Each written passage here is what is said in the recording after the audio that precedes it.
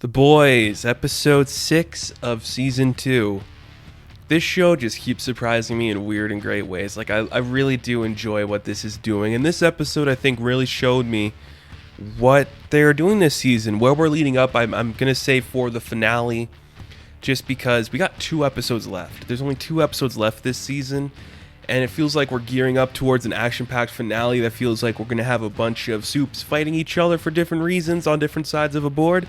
So that's kind of exciting. First off, I was talking about earlier on in some reviews that they didn't really give a lot of time to Frenchie in the first 5 episodes. Well, that completely takes a turn here, as episode 6 is completely dedicated to Frenchie. And for a good reason, because this story that they're telling in this episode was really about him trying to let go of mistakes he made in his past, as well as reconnecting with someone from his past that had an influence on who he is now, which I thought was really cool. A really fascinating development. A lot of great stuff here. So our big plan is Starlight is kind of now part of the team. I would say she's an unofficial, official member of the Boys, and they are going to go to, I think it's this mental hospital in Pennsylvania, where they are going to, for lack of a better term, just figure out some answers to what's going on, as Stormfront has had meetings going to that place, so they want to figure out what she's doing there.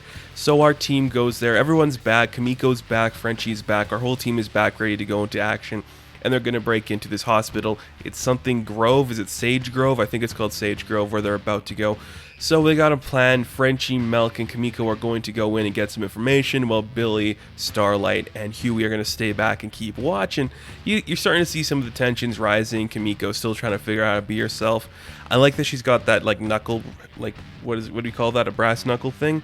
It says bossy, so when she punches someone, she can write bossy on their face.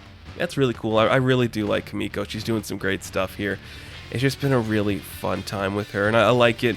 The tensions between Billy and Starlight are rising up because, of course, Billy just doesn't want her around, and she realizes that he is kind of bigoted towards soups in the same way that Homelander is bigoted towards people who aren't soups, and I think that's a really cool dynamic we're seeing between those two.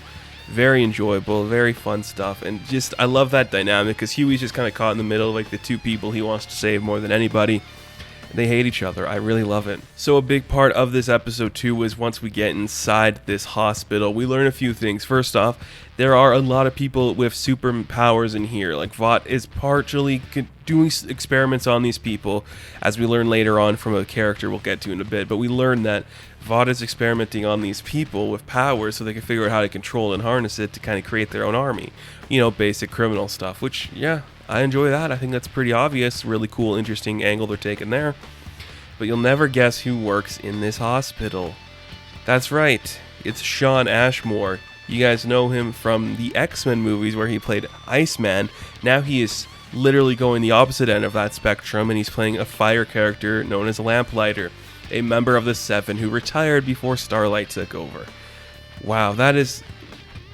A lesser team would be oh, we'll just get anybody. But the fact that now let's do Shawn Ashmore. He can be fire and ice. And what a great, just a really cool moment. Just as a comic book fan, somebody who watches these shows, watches these movies, you're like, that's really fun. He's playing a pyro character now. He's not Iceman. So that was really enjoyable. He did incredible in this episode. I will say, seeing Shawn Ashmore really made me be like, this is really cool. And we do get some of the history involving those characters. So we do get some stuff with Frenchie where he is talking with his girlfriend at the time and their close friend. You kind of get hints that they're a more interconnected group of 3 people. Maybe there's some relations between all of them, but it's just they're all connected in this weird way, and they kind of save each other and become these family, like the Golden Girls. And Frenchie gets invited by the Colonel to help out on this mission where he kind of meets Melk and Butcher, and they kind of start this quote-unquote other type of family where he's now in this different area.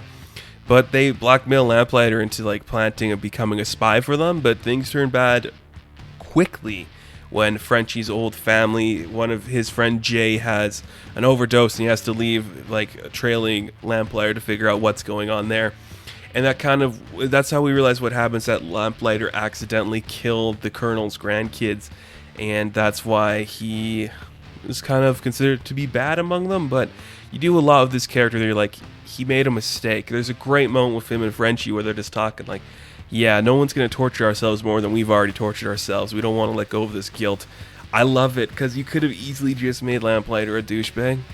You could have easily just done that and went that route, but going into this direction where he's actually wants to be a better person, where he wants to make amends, for lack of a better term, but here he is trapped at Sage Grove, burning the evidence of the experiments that Vought's doing on these people. It's a really great angle.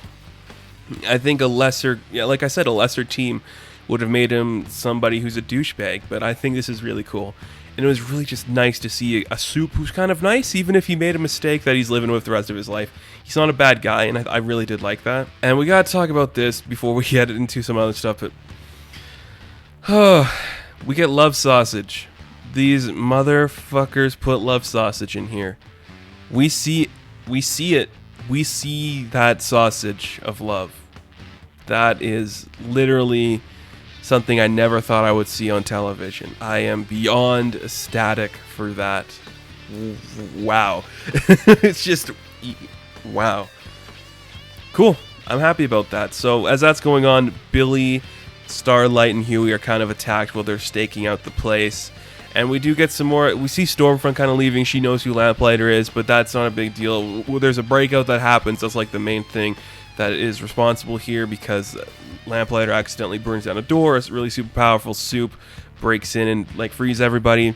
And then this kid who's really powerful just kind of walks up to Butcher and Starlight, and they can't really see who he is or what he's doing, but he uses his powers. He flips the van that Huey is inside of, and suddenly Huey gets stabbed with, like, I guess some metal that's just hanging loose out there. So we get a frantic mission between Starlight and Butcher where they're trying to get Huey to a hospital, and there's some great moments where you see Starlight has to use her power in order to save Butcher, and she doesn't want to. And just their relationship, like, we're nothing alike, but they're pretty similar because Huey just wants to save both of them, and it's just really great stuff between that. I thoroughly enjoyed seeing that, because that chemistry is just so interesting, you know, just the girl who doesn't want to be here with this dick, and the dick who knows the liability she could be, but they're really making it work. Thoroughly enjoying that dynamic. I wanted to bring this up too. John DeMatteis on Twitter mentioned that Karl Urban should be Kraven the Hunter, and I could not get that idea out of my head. I think that would be perfect casting. So you guys should listen to one of the best Spider-Man writers ever and put Kraven the Hunter and Karl Urban into the same mix. And think about it, because it's a great idea. I like it. Karl Urban is always on another level when he's acting and stuff like this. He really understands what these need to be. Like him as Butcher, him as the Executioner in Ragnarok, and him as Dredd. The guy knows genre, and he's really good at doing genre pieces. So yeah, get him as Kraven. He'd knock it out of the park. That'd be so cool to see. And we get some other moments of our members of the Seven. No Black Noir this episode, which is kind of weird, but it is what it is. We have a moment where the Deep comes to visit Maeve, and he's recovered some video footage of the plane crash that we've seen in the first season, where Homelander forces a plane to go down when Maeve is on board it, and they trying to save people, but Homelander's like, I can't, no, we're good, and everyone dies on there. A man was recording it on his phone, and he's saying goodbye to his kids, and it's just heartbreaking stuff. Maeve's girlfriend sees it, and now there's some weird chemistry going on between those two. She doesn't know if she can trust Maeve, and I love it, because you're trying to do something here with Maeve that I'm really appreciating, and that is she's not going to be the one-note character she was last season, where you're just like, she's just Wonder Woman. This Maeve is out for revenge, and she's trying to do some serious shit here. I like that a lot. And we get more stuff with the Deep, too, because he goes to visit A-Train and invites him to dinner with the head of the collective. So now, you know, it's like a pyramid scheme. You bring one person in, you bring in another. Is A-Train going to fall into the scam that is the Scientology ripoff? We'll have to wait and see. But probably not. I don't imagine A-Train will be that dumb, but he does want to kind of figure out a way to get his life back together, be a member of the Seven.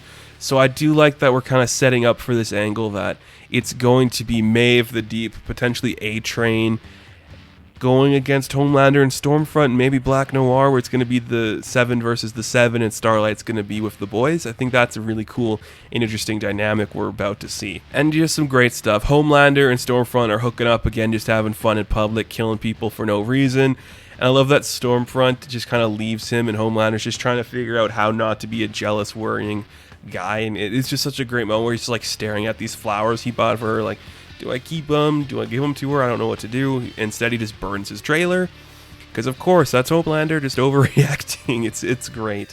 Thoroughly great stuff with them. And we go to the end, towards the end of the episode, and we learn some stuff about Stormfront and her kind of like connection to this world. So she reveals she was Liberty, and that she was the first one to be experimented on by Vought, the original Guy Vought, and that she knows the Nazi Party. Fantastic. I've said it before too, and I'm going to say it here again. It works so much better that Stormfront's a woman. It just adds something to that character that I think that was really needed. Not to just be like a ripoff of Homelander or a ripoff of Shazam. This makes her something really interesting and really cool. What a great character. I love the use of Golden Girl references in this episode too, just because Amazon just got Golden Girls on Amazon. So it makes me think, was this planned? It had to be planned. You watch this episode of The Boys, you're like, oh man, I could go for some Golden Girls right now. Then boom, there's the Golden Girls on Amazon for you to watch right after binging this second season of The Boys. Great marketing. Great idea. Absolutely love it. This episode was fantastic. It was great seeing some stuff with Frenchie take the forefront here. Seeing Lamplighter really made me happy. That character could easily come back and do something cool, because we don't end up with him dead. He meets up with the Colonel again, and they decide not to kill him, so I wonder if they're going to use him in their war to stop the Supes and how that's going to play into effect with everything.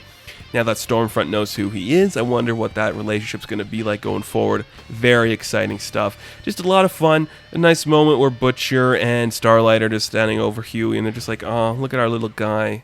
We don't deserve him. You don't, but he's he's just great. Absolutely fun. This episode is fantastic, and this show just keeps getting better. It's amazing we only got 2 episodes left, because it just flies by when you're enjoying it. And really fun. I wish we got more. We got a spin-off announced for a college, like Hunger Games style, which I'll talk about more in a Geek Wave coming out probably next week. So thank you guys so much for watching this review. Be sure to like and subscribe to the channel. As always, you can check me out on Instagram, Patreon, Twitter, all that good stuff. And I'll see you in the next one. Have fun. Stay safe. Good luck. Tsunami Studios.